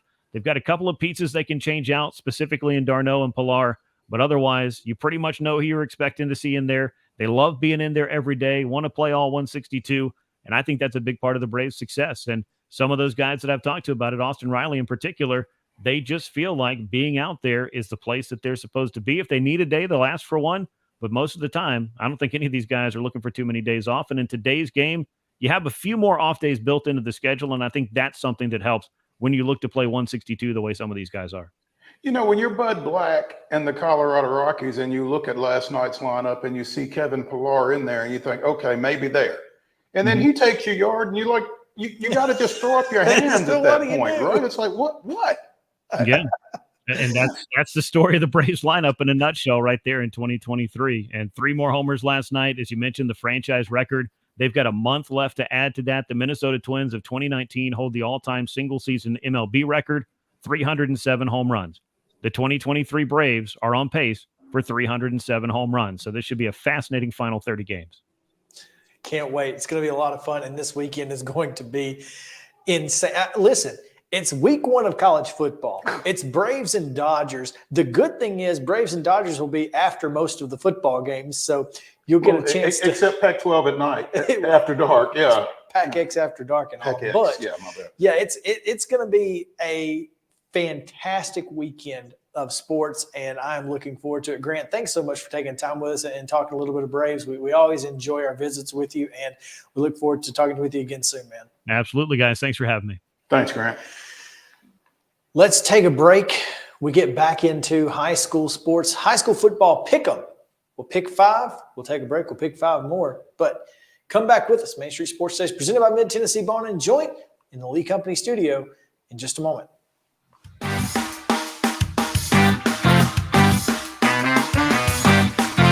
Mid-Tennessee Bone and Joint treats your orthopedic injuries and existing conditions. Our trained physicians will get you back in the game faster. Contact us at 931-381-2663 or www.mtbj.net.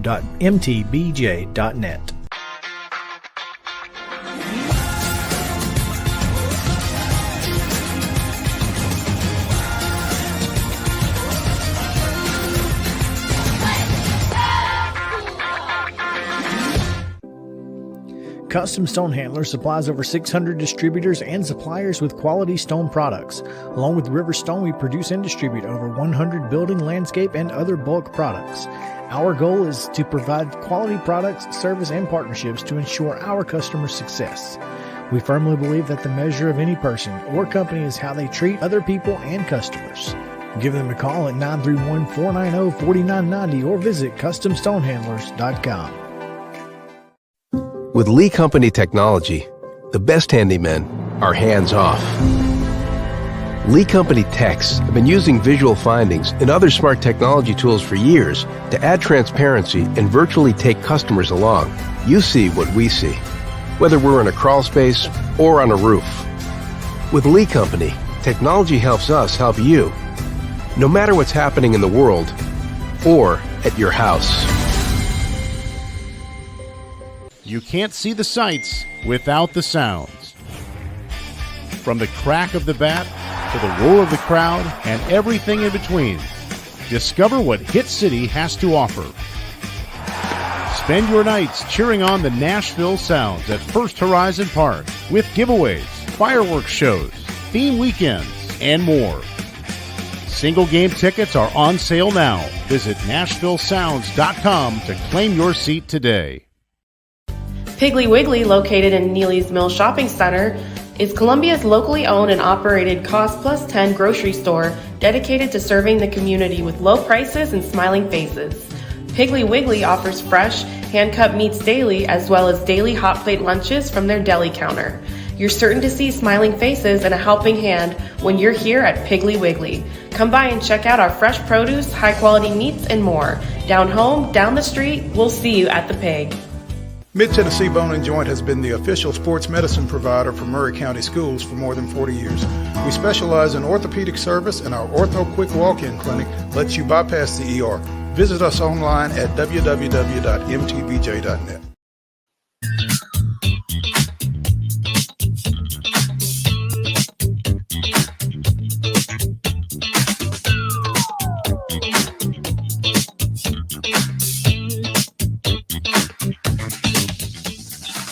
Welcome back in Main Street Sports Today, presented by Mid-Tennessee Bone and Joint. Chris Yao, Mo Patton. It's Prep Thursday, and we are prepping you for Prep Sports. Yeah, that wasn't great. We'll take it, though.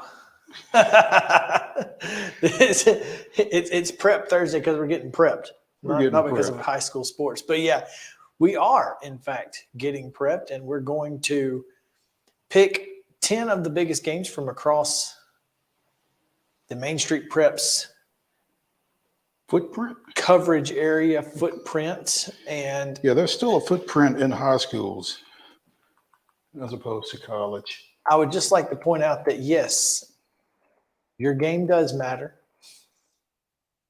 And while we're only picking 10, we do pick all of Maury County's games and other teams. I mean, I saw that from a competitor, 615 Preps. Well, they do a great job. Yeah, no, I really don't consider Chris and those guys to be competitors. They are really complimentary of what in what we do. We do a little more print writing. They do a lot of great video stuff, and they pick every game. Look, kudos to them. Absolutely. I ain't picking 56 games. Well, I mean, because I just don't know enough about. I don't feel real comfortable picking. I don't feel comfortable. Red Bowling Springs and Clay County, for instance. I don't feel comfortable picking these 10. Yeah. So, but yeah, I'm much better at 11-3 in Maury County and our area. Yeah. Much better. These 10 tend to be a challenge as My our records indicate. Our 11-9 tied because I went 3-7 last week after going 8-2 to open the year. What the heck? Anyway, let's get into it. We'll start with. Do we have a Thursday game? We don't have a Thursday game, so we'll start with Ravenwood and Blackman. That is Friday at 7, and Blackman, big win. in week 1, wasn't it? No, they lost to Brentwood in week 1. That's right. And then they lost last week to Stewart's Creek, right? So Blackman's 0-2. Yes, okay. I couldn't remember. Yeah, Blackman is 0-2 after losing to Brentwood and Stewart's Creek. Ravenwood is 1-1 after losing to Alcoa and beating Cane Ridge, which is now 0-2. Yeah, I mean, I feel like this is a really interesting game, although I think Ravenwood has the upper hand in this one. I think this Blackman team is rebuilding under first-year coach Matt Kreisky, former Centennial coach. I think they lost a lot of talent from last year's team. Somebody signed with Cal.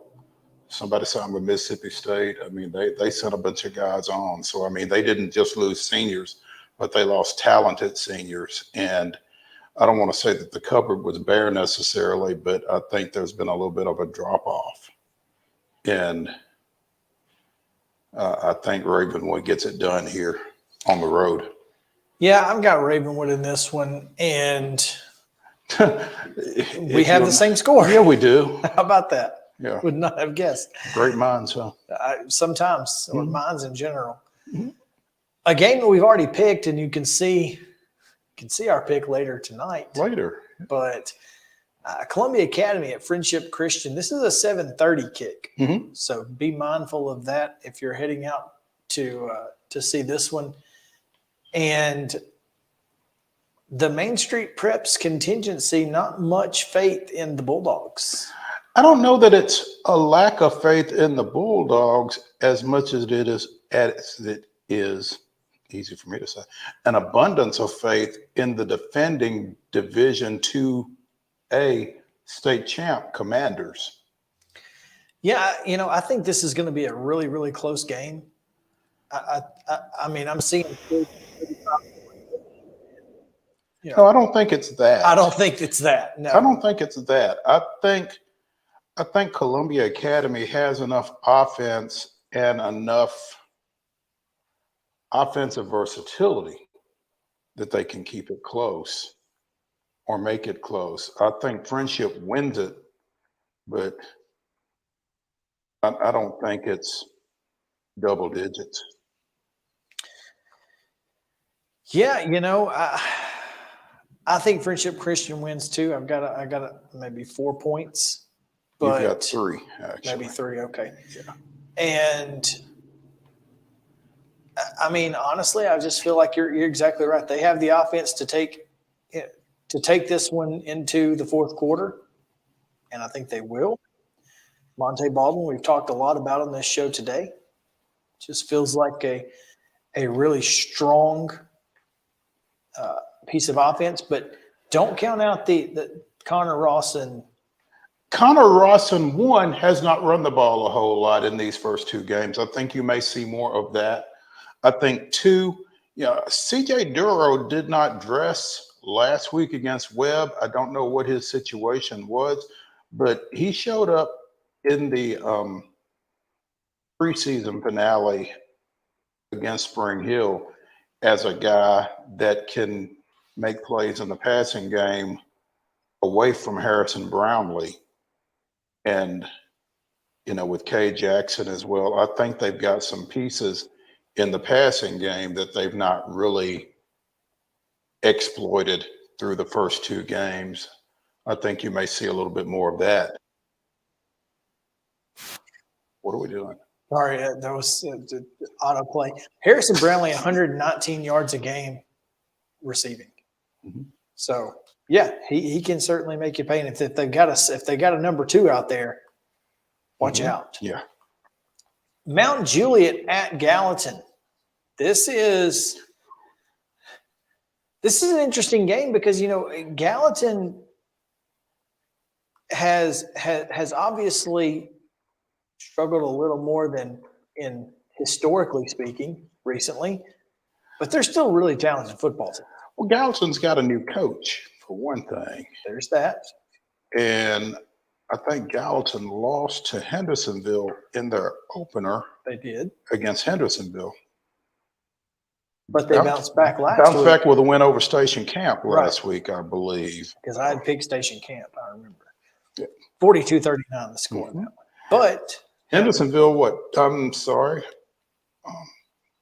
Isn't it?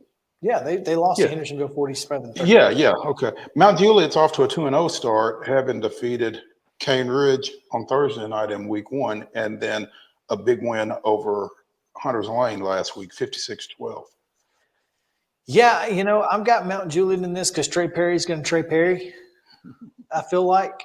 And he's got that team in midseason form, it feels like already, with that 56-12 win over Hunters Lane. So I've got Mount Juliet in this one, but, you know, Gallatin's a really good football team. So. I have Mount Juliet in this one as well. This is a rivalry that goes back to when I was in high school, actually, when Mount Juliet, Gallatin, Hendersonville, Franklin, Smyrna, and I do not remember the 16, were in District 9 AAA, and it was a dogfight every night, basically. But I think Mount Juliet is just a little bit stronger offensively here, just a little bit stronger offensively. I've got Mount Juliet by a touchdown. Once again, we have to call out Wade Neely. Fayetteville at Giles County. Wade Neely, once again, weekly not picking this one. Look, man, you just say it. Just pick and take the heat, man. Yeah. I mean, if you're trying not to upset somebody, they're going to be upset anyway. And you're going to do something to upset them. So you've upset us. Yeah. Well, I guess he'd rather upset us than than everybody in Giles County. That being said, I'm not sure what his issue is this week, because I think the host Bobcats take care of business against Fayetteville. Fayetteville's off to a rough start. Aren't they 0-2? They are, in fact, 0-2, which is not typical. It's not typical. It's not what they expected, I don't believe. Nor now, they're Giles punching County up. also 0-2, but... Yeah, but Giles County's 0-2 is a 35-34 overtime loss to Page and a 34-28 loss at Hardin County. Hardin County is 4A. Page is 5A, back-to-back state finalists in 5A. Giles County is 3A. It's true. So, and same goes for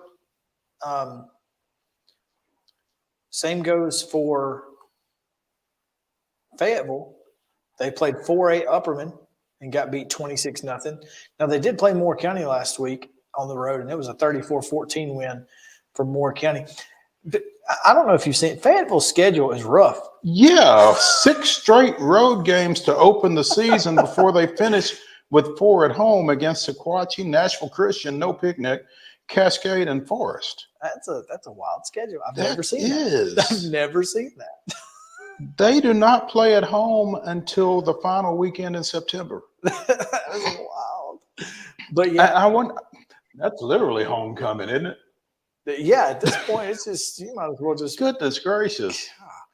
Yeah, I'm gonna go with Giles County in this one. I think they take care of business. It just really they've got a really interesting set of backs with is it Johnson is the quarterback? Jackson. Johnny Jackson Jr. moved in from Alabama.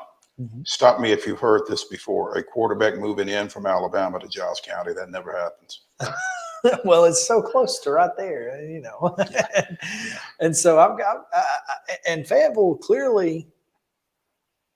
Fayetteville with a nice quarterback. They've got a lot of great athletes. They've been really good in Class 1A over the last Samuel Willoughby, I think, is the quarterback. He's an underclassman. I think he's a 2-sport guy.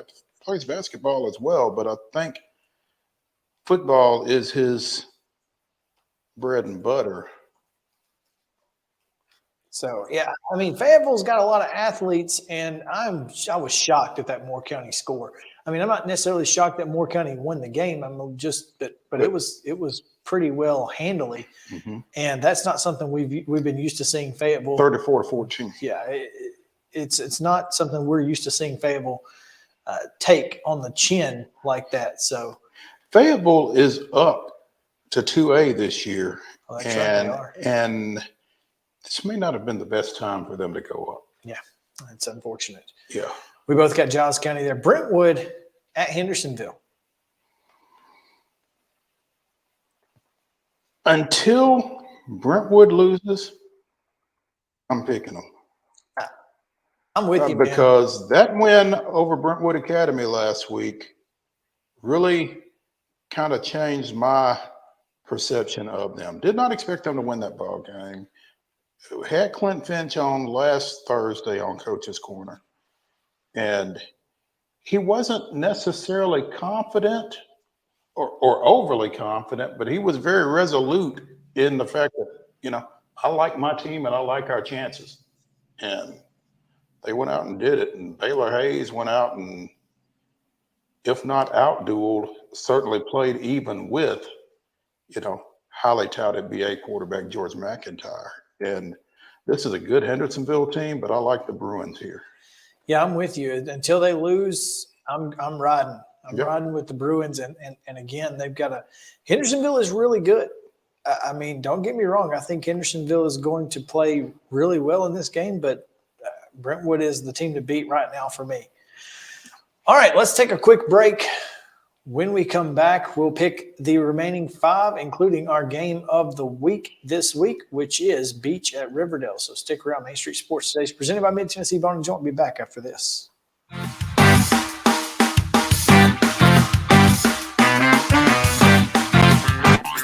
This is Chris Yao with Main Street Sports Today. Every show, Mo Patton and I welcome friends from all across the sports landscape, from high school coaches and reporters to national, college, and pro sports personalities. You never know who might stop by for a chat.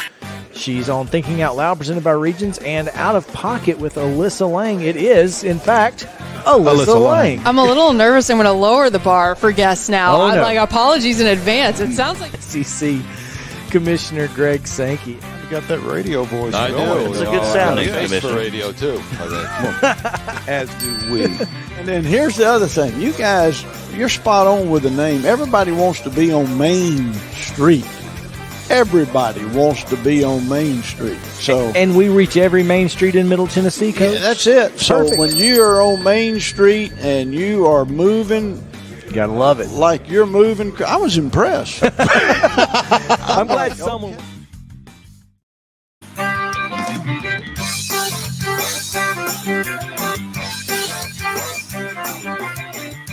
Welcome back in. Main Street Sports Today, presented by Mid-Tennessee Bone and Joint. Chris Yao and Mo Patton. We're picking high school sports, and that's what we're going to continue to do here. And we'll go Stewart's Creek at Hillsboro.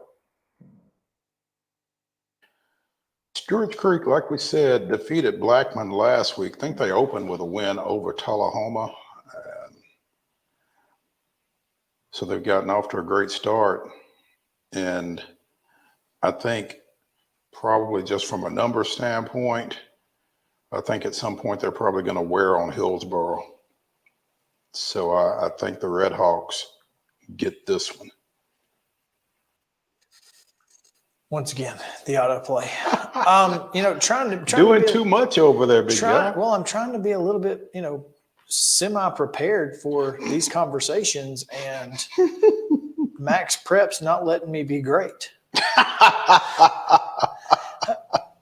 I've got the Burrows in this one, and you may be right, but yeah, this is Hillsboro is just one of those teams that over the years they have always been really, really good, fundamentally sound, and this is going to be a really good football game. I got a really close, but I'm going with the Burrows. I think Hillsboro plays in a really tough region. It's kind of a new region. Region 6-5A includes them, Page, Nolensville, and Centennial, along with Glencliff and James Lawson. So it's kind of top heavy, and I'm interested to see where Hillsboro winds up in that region. They've gotten off. They're 2-0 as well, defeating McGavock 40-7 and Overton 49-7. I think this is going to be a step up in competition for them. So I like the Red Hawks again. Centennial at Independence, and unlike some people, despite that I'm covering the game, I still picked it.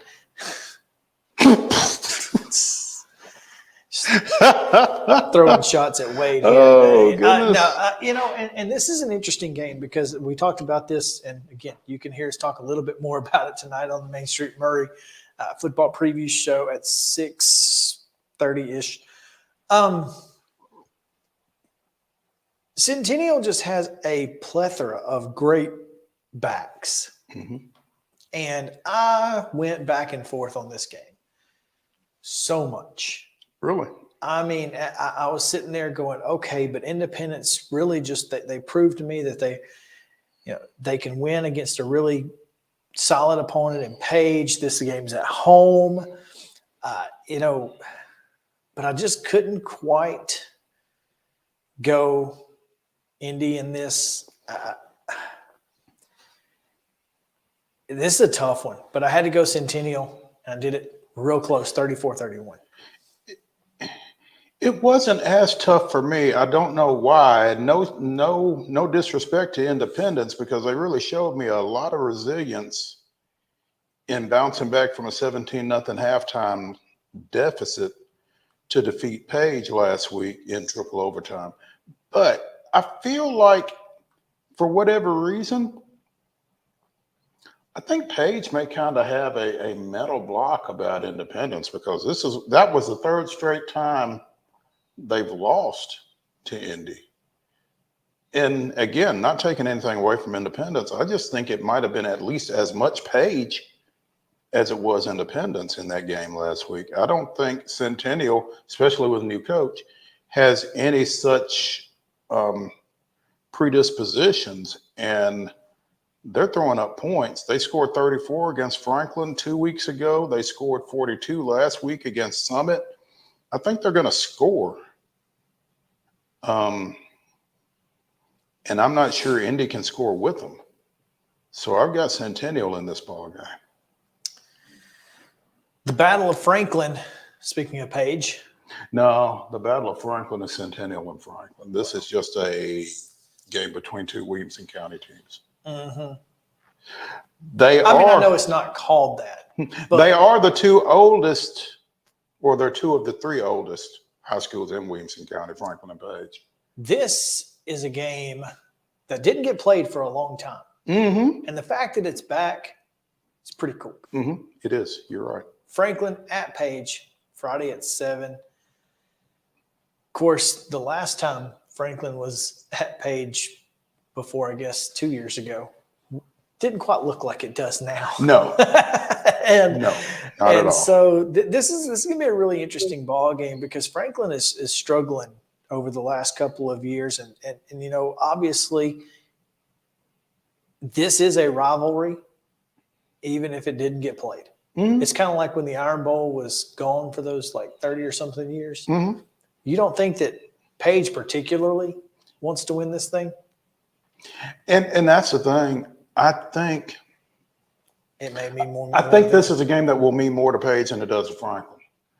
I think Franklin just wants to win a game right now, to be honest. Every game is important to Franklin at this point. Yeah. So, but I like Page in this one. I do too. And I hate that, because I'm a big Alex Melton fan. Absolutely.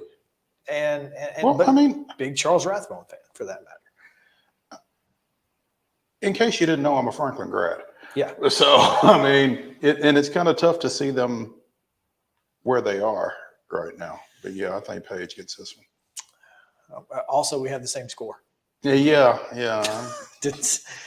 I swear I didn't lose. Yeah. That's what you say. I know I picked before you, so. You did. You did.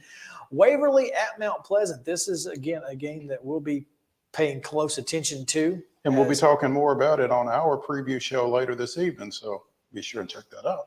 This one's going to have huge region implications. No doubt. These are, I think, expected to be two of the top teams in Region 5-2A. Mount Pleasant won the region championship a year ago. Waverly won their region championship. They weren't in the same region. So, and as we mentioned again on the show later tonight, Stanfield is the running back. Bryson? Yes, Bryce Stanfield. Bryce. 367 rushing yards last week against Fairview. That's a lot. 367. That's a lot. Yeah, I mean, when you talk about Monte Baldwin having 256, this guy had another 100. Yeah, that's insane. Yeah. Yeah, kid's going to be great. And meanwhile, Mount Pleasant, not great numbers to start with, and they've got a couple of guys banged up. One's out for the year. This is not a good time for this game for Mount Pleasant, I don't think. And this happened last year with DeMarcus Brown going out for Mount Pleasant, and it proved to be a big loss for them in the passing game. Kevin Cooper hadn't been much of an offensive presence over the last couple of years, had kind of transitioned into playing a little bit of offense at least, and he gives you another deep threat on top of Darian Meza. But, of course, what he gives you in the kick return game is just as important, and unfortunately – he's not going to be there the rest of the year. So this is, and of course, if McClure is not back on Friday, that's going to play a big part in this. Here's the thing. I think Mount Pleasant's front seven has enough firepower to play well, but I don't know that they can do it for 48 minutes. And so I'm going to go with Waverly here, but I think it's high scoring. I think both teams are going to hit some big plays. And I'm going to go 45-42 Waverly. I'm going 42-30 just because I don't know if Mount Pleasant is going to be able to sustain drives with their running game. So they're going to have to hit some big plays. And it's not that they don't have the ability, but I think Waverly comfortably wins this one. And now the Main Street Preps game of the week, as you take a look at the Beach Buccaneers and the Riverdale Warriors at Riverdale. So luckily you won't have to worry about bleachers. Should be a really good game. Both these teams lost road games last week. Riverdale 21-20 up at Henry County. Beach 28-21 out at Collierville. That's a tough one. Collierville's, and that's a trip too. Right. Caden Powell leading this Beach team, and I think that's a name that will be said a lot more throughout the rest of this year. And of course, they've got Shelton Swafford in the backfield.